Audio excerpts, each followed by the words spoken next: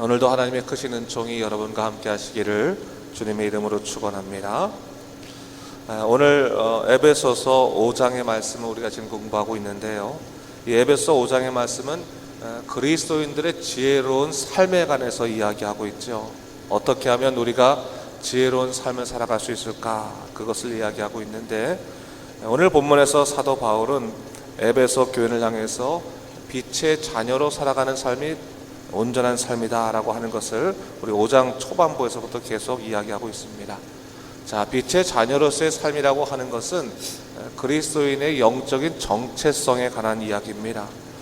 살아가면서 우리는 자기 자신에 대한 정체성을 분명히 지키고 살아가는 것, 참 중요하다고 생각합니다. 내가 누구인가, 내가 무엇을 해야 하는가, 또 무엇을 하지 말아야 하는가, 이것은 자기에 관한 정체성이 분명할 때 우리가 분명히 살아갈 수 있는 것이죠. 그런데 문제는 이 복잡한 세상 자체가 우리로 하여금 자기 정체성을 제대로 지키며 살아가도록 그렇게 만들지 않는다는 겁니다. 참 유혹과 공격이 많은 것을 보게 됩니다. 그러다 보니까 우리가 세상에 휩쓸려서 정체성을 잃어버릴 때가 적지 않은데, 사도 바울이 뭘 얘기하는 겁니까? 이제부터 너희가 빛의 자녀로 부름을 받은 것 아니냐. 주 안에서 부름받은 빛의 자녀이기 때문에 하나님의 자녀답게 살아가라, 그것을 이야기하고 있는 것이죠. 사도 바울은 피동적인 삶을 우리에게 요구하는 것이 아니라 능동적인 삶을 요구하는 겁니다. 너희가 그냥 신앙생활 하다 보면 저절로 은혜 받고 또 기쁨이 있으면 그렇게 신앙생활 하라, 그게 아니라 너희가 하나님의 사람이라면 어떠한 상황 속에서라도 능동적으로 하나님의 사람답게 살아가라. 그러기 위해서는 정체성을 좀 분명히 해라. 나는 누구인가? 나는 빛의 자녀로 부름받았다. 나는 하나님의 자녀다. 이거에 대한 정체성을 분명히 하고 있지 않는 이상은 이 세상 속에서 하나님의 사람으로 살아가기 어렵다라고 하는 것을 얘기하고 있는 것이죠. 그러면서 본문 15절에서 지혜로운 자로 살아가기 위해서 어떻게 될 것인가를 이렇게 얘기했습니다. 제가 한번 읽어보겠습니다. 어제 말씀인데, 그런즉 너희가 어떻게 행할지를 자세히 주의하여 지혜 없는 자같이 하지 말고 오직 지혜 있는 자같이 하여, 이렇게 말하고 있습니다. 그러니까 지혜 없는 자처럼 살지 말고 지혜 있는 자처럼 살아라. 하나님의 지혜가 우리 삶 속에 있는데 그것을 분명히 인식하고 지혜 있는 자처럼 살아가는 것이 마땅한 삶이다 라고 얘기하고 있습니다. 그러기처럼 지혜 있는 자처럼 살아가야 되는 이유에 대해서 16절 말씀에 이야기하고 있는데, 16절 말씀을 한번 같이 읽어볼까요? 시작. 세월을 아끼라, 때가 악하니라 얘기하고 있어요. 세월을 아끼라, 때가 악하다 라고 말하고 있습니다. 여기서 세월이라고 하는 말은 시간을 포함해서 영적 기회를 의미하는 말입니다. 사도 바울은요, 이 세상의 삶이 제한되어 있다고 생각했습니다. 이건 누구에게나 마찬가지예요. 우리 삶이 제한되어 있는 삶이죠. 근데 우리가 하나님의 놀라우신 약속들을 머릿속에 담고 있지 않으면 이 세상의 삶이 제한되어 있다고 생각하지 않습니다. 그러니까 우리가 그냥 시간 흘러가는 대로 살아가는 것이죠. 근데 사도 바울은 뭘 얘기하고 있냐면, 이 세상의 삶은, 하나님이 주신 삶은, 기회는 제한되어 있다고 하는 거예요. 잃어버리기 전에 완전히 끝까지 하나님의 뜻에 맞게 살아가야 된다라고 하는 것을 얘기하고 있습니다. 그래서 하나님의 주신 시간을 규모 있게 사용하는 것, 이것이 참으로 중요한 것인데, 그 이유는 뭐냐? 이 세상의 때가 악하기 때문이다. 이것을 이야기하고 있습니다. 이 시간이 제한되어 있기 때문에 제약을 위해서 시간을 낭비할 수 없다. 한 시간 한 시간, 하루하루를 하나님의 뜻에 맞게 사용하라. 이것을 권고하고 있는 것입니다. 그렇다면 어떻게 이 제한된 시간을 하나님의 뜻에 맞게 지혜롭게 사용할 수 있을까? 17절 말씀에서 사도 바울이 뭐라고 말하고 있습니까? 어리석은 자가 되지 말고 오직 주의 뜻이 무엇인가를 이해하라. 그렇게 말하고 있습니다. 하나님의 시간을 낭비하지 않으려면 어떻게 되느냐? 항상 주님의 뜻이 무엇인가를 생각하고 이해하는 것이 중요하다.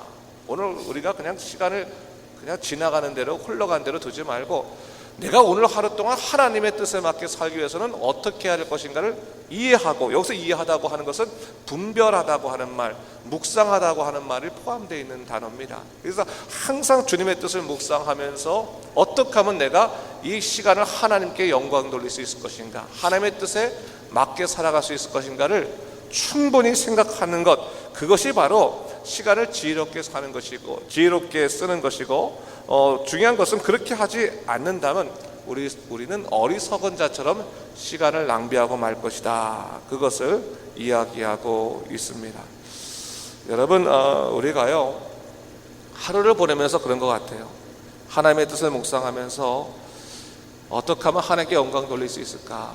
이 하루가 그냥 낭비된 시간으로 마무리되지 아니하고 내게 주어진 이 하루가 어떻게 하면 하나님께서 기뻐하시는 하루로 마무리될 수 있을 것인가, 그것을 생각하는 것은 삶의 이 태도를 완전히 바꿔놓습니다.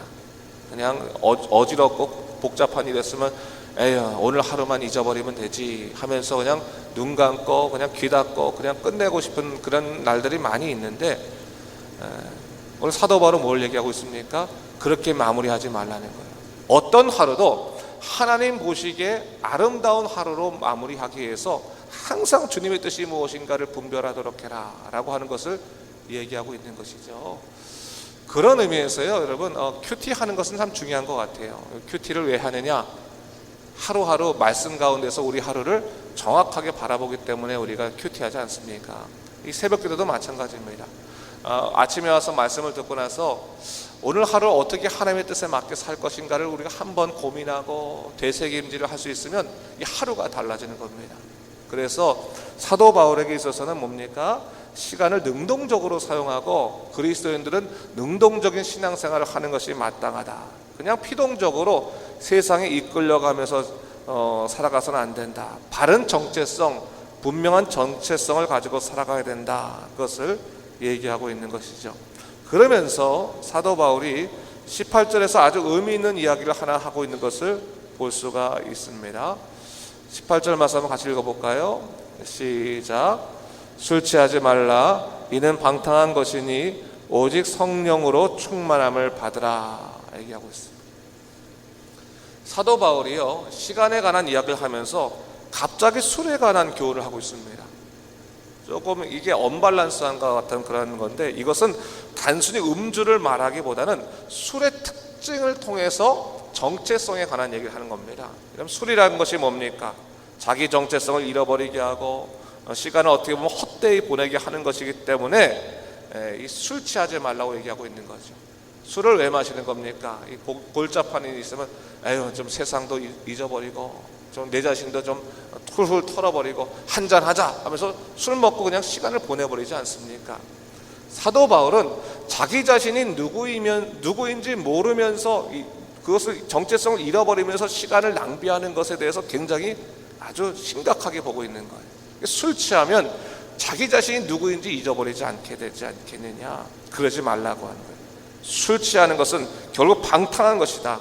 하나님 안에서 자기를 잃어버리는 것은 이건 잘못된 것이다 라고 말하면서 뭘 얘기하고 있냐면 성령으로 충만함을 받으라 라고 하는 것을 얘기하고 있습니다.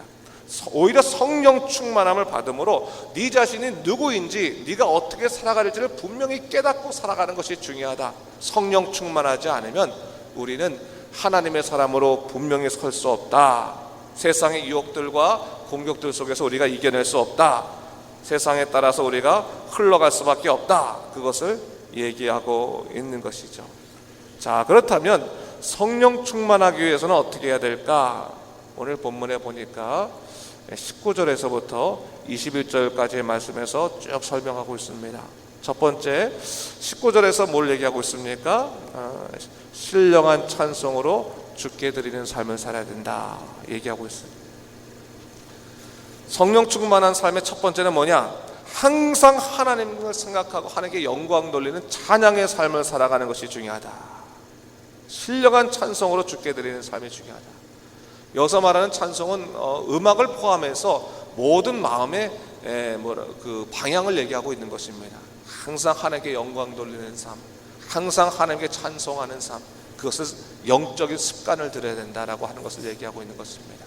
뭐든지 주님, 이것을 주님께 영광 돌리겠습니다. 항상 입술에 찬송이 끊이지 않도록, 찬양이 끊이지 않도록 자기 자신을 그렇게 만들어가는 것이 중요하다라고 하는 것을 얘기하고 있는 것이죠.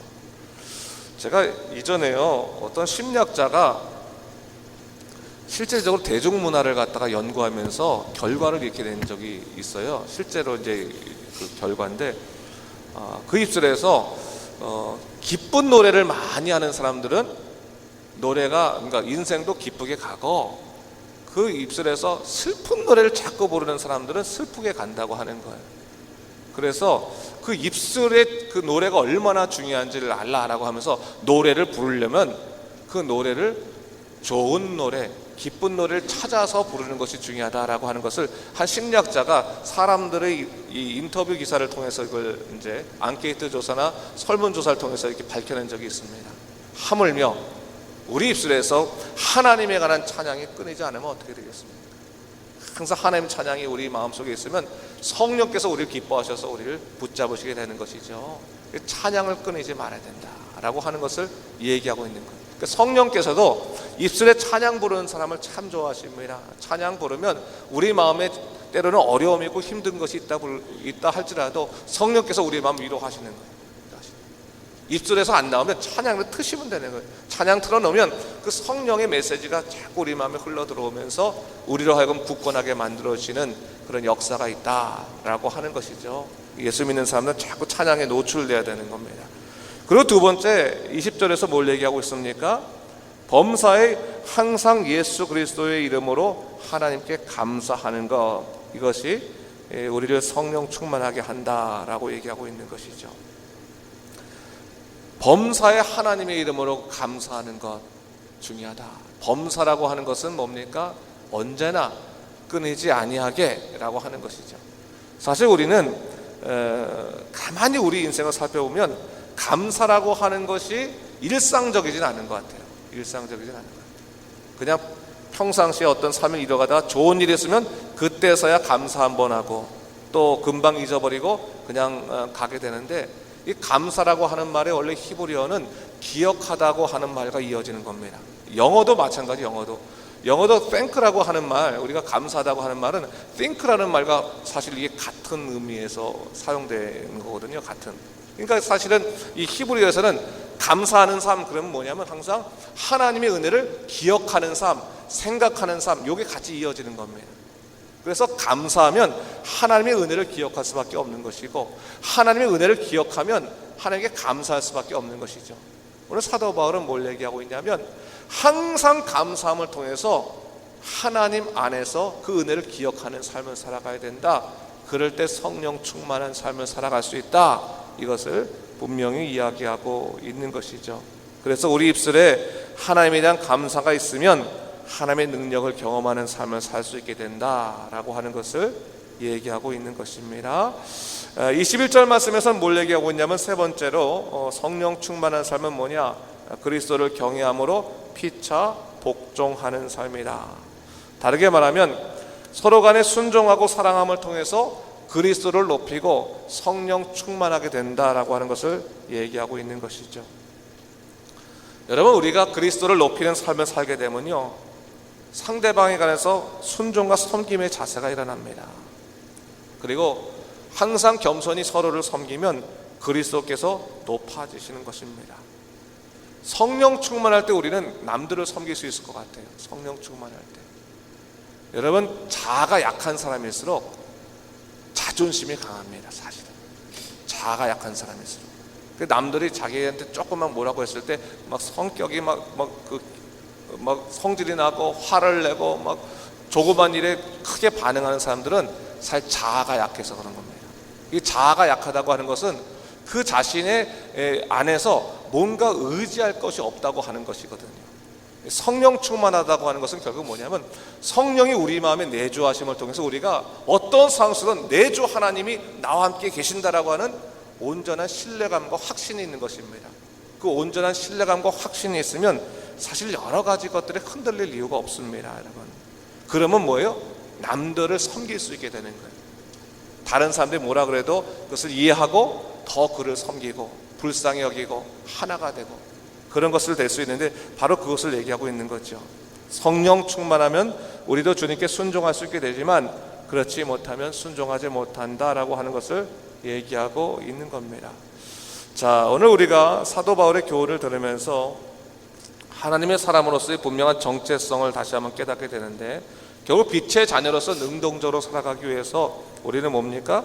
성령 충만해야 되는 것이고, 역으로 우리 자신의 정체성을 잃어버리게 하는 모든 일을 그대로 두지 말라는 겁니다.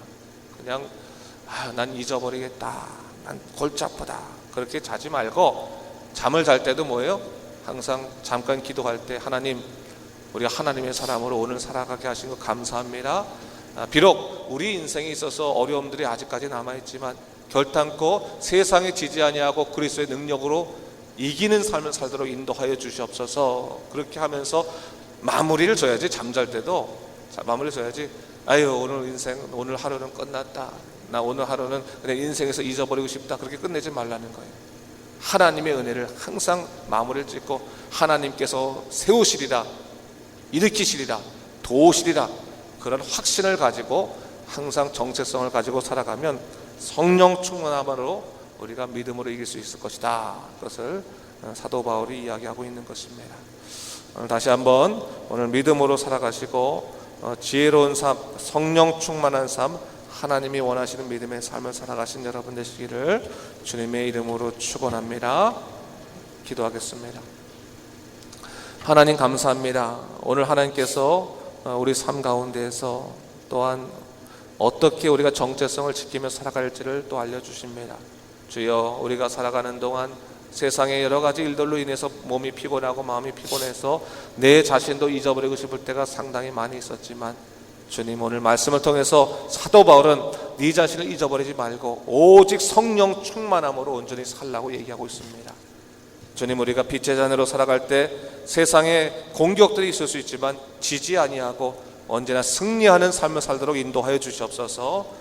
오늘 주의 전에 나온 믿음의 사람들에게 하나님께서 능력을 부어주시고 오늘 하루도 승리하는 삶, 믿음으로 간구하고 능력으로 살아가는 온전한 삶을 살아가도록 주여 이끌어 주시옵소서. 감사드리며 이 모든 말씀 우리 주 예수 그리스도 이름으로 기도드립니다. 아멘.